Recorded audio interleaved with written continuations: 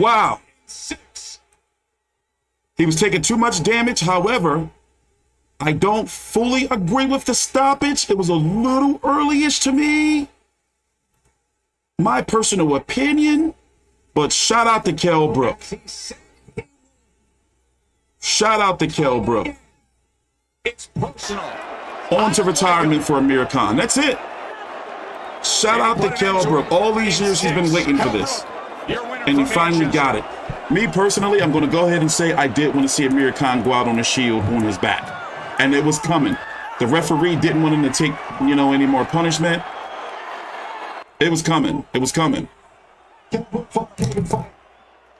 But look at him. He didn't take no damage at all.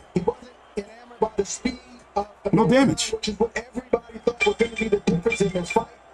His defense was great. Wow. His offense was on point. And Amir Khan, I don't understand the talk of Amir calling out Brook about his chin when Brook's been down 4 times.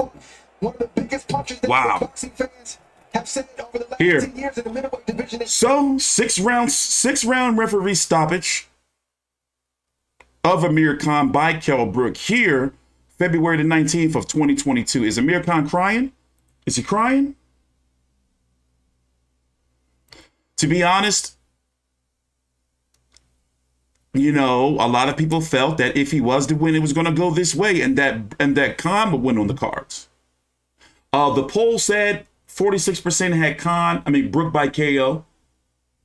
21% had Khan by KO. 22% had Khan by decision. 10% had Brook by decision. Both fighters showing some love and respect. Big payday. But let's face it. To me, even though Kell Brook looked good, he looked good against an Amir Khan whose last fight was against Billy Dip. So with that being said, do you really want to see Amir Khan fight again, or do you think he should hang it up? Me personally, I think it's time to hang them joints up. Because from the performance, that punch resistance, especially since, he's 35 now, it's just, that's it, it's over. Now, Kell Brook, where does Kell Brook go from here?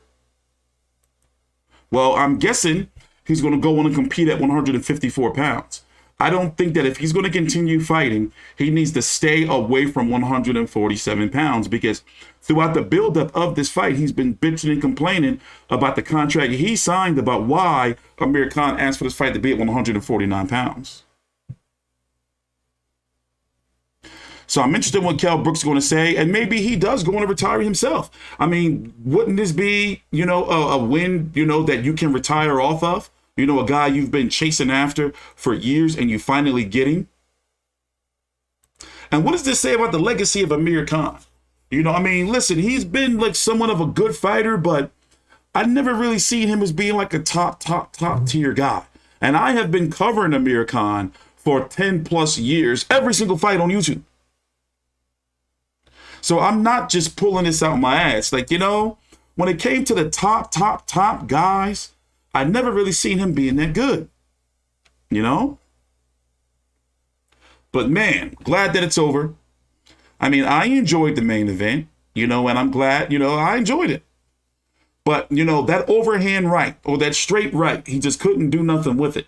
And after a while, we just started connecting at will. And Amir Khan, once his legs go, we've seen multiple times in fights, he gets cracked, his leg goes, it goes.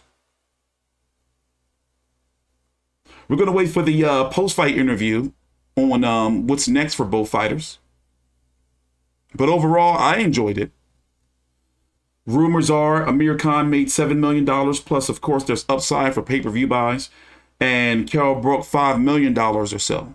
And basically, it was a career match. It was a career match. And Kell Brook just walked him down and dominated. Just walked him down and dominated. Just walked him down. Now they can go drink some sweat on the rocks this time. Let's turn it up, see what they have to say, get to the post-fight interviews. Take your time out, please. It really helps us out if you do like the video. We're just coming off of a YouTube suspension about less than a month ago, and we are slowly working our way back up from being shadow banned in the YouTube algorithm. Here are the punch stats. Pause it if you have to. Total punches thrown, 224 for Brook, landed 79. Amir Khan only landed 34 of 151 punches, 79 of 224 for Kell Brook. Domination. At 35%, domination. Domination. So now, what do you think the path for Kell Brook should be? You know, I mean, he might retire, but you know, who at 154 pounds can he compete with at his age? We're gonna have to look at the rankings. You know, maybe they can finally make that fight with him and Liam Smith. I mean, Liam Smith is over on Matchroom DAZN. Let's listen in. Talking to himself. So the moment I think got to Amir Khan, he came out very jittery, made a lot of extra movements, and Brook knew I'm the bigger puncher. This guy has chin problems. If I land the right shot, it's going to be trouble. That's exactly what happened. And then you see right here the winner and the guy who executed perfectly tonight. Did the damage early, put a stamp on it in the 5th round before the TKO in the 6th with his fight high totals. Here's Michael Buffer. A halt to the contest. The official time as the legacy lives on. 51 seconds, round number 6. The winner by TKO, the fighting pride of Sheffield, England, the special one, Kell.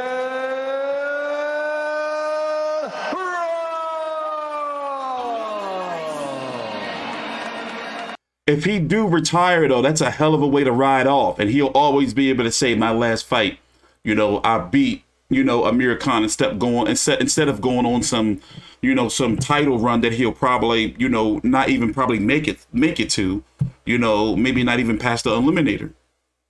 You know, but to retire off of this, I think he should. My personal opinion. I think he should. I'm interested in what he has to say, though. Damn, Amir. And Amir was already saying in the build-up that, you know, whoever loses this fight, it's going to haunt him. So he's got some haunting coming his way. And especially with what he thinks about Kell Brook. You know? Damn. I thought that was Lennox Lewis in the back. Damn.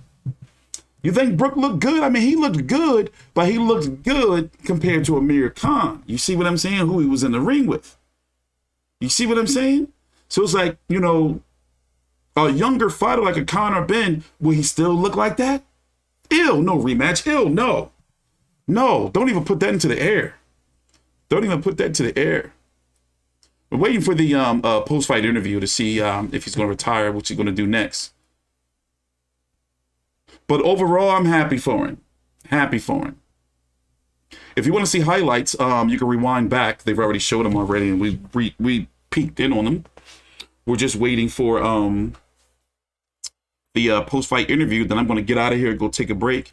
Get ready for the DAZN Jaime Munguia versus Dmitry Ballard fight. If anyone's interested in that. Haven't decided if I'm going to stream during that. Likely not. But, you know, I've been covering boxing since 9:30 this morning. Watching Jorge Linares get beat up. Wow, no post-fight interview. That sucks ass. No post-fight interview, huh? That ain't right. That ain't right. Well, I'll tell you what. We will be covering that, I guess, when I do my recap, because I'm sure he's going to do some type of interview with Sky. I'm guessing I'm going to cover that when I do my recap stream on Monday. In the meantime, I'm going to be getting up out of here. It was nice hanging out with you guys. I'm going to be doing more live fight commentary streams where we're the only YouTube channel that's going to be actually peeking in the highlights.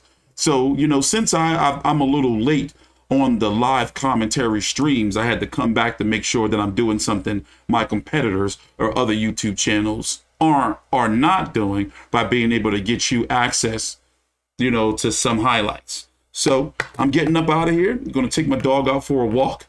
I am T Street Controversy with Fight View 360. Thanks for watching. Please subscribe.